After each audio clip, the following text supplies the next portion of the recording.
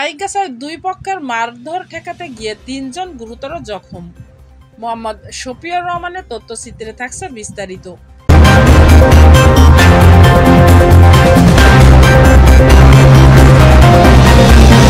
খুলনার পাইকগাছায় পূর্ব শত্রুতার জেরে দুপক্ষের বিরোধ ঠেকাতে গিয়ে দুদফা হামলা শিকারে ৩ জন গুরুতর জখম হয়েছে। তার মধ্যে একজনের অবস্থা আশঙ্কাজনক।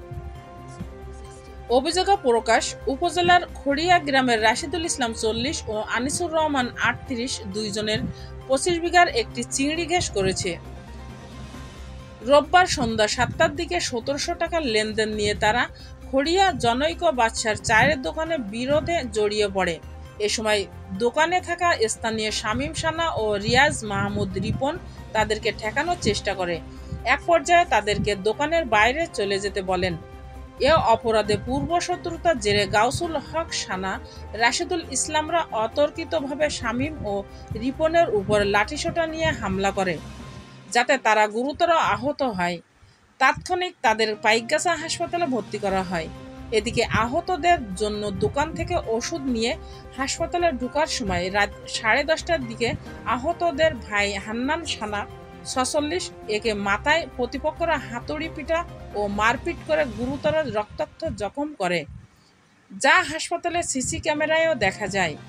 এ সময় তারা হাসপাতালের আশেপাশে ওত পেতেছিল বলে উপস্থিত লোকেরা জানান। তার অবস্থা আশঙ্কাজনক হওয়ায় উন্নত চিকিৎসার জন্য বুধবার খুলনা মেডিকেল কলেজ হাসপাতালে পাঠানো হয়েছে। প্রতিপক্ষরা গা ঢাকা দেয়ায় তাদের সাথে যোগাযোগ করা সম্ভব হয়নি।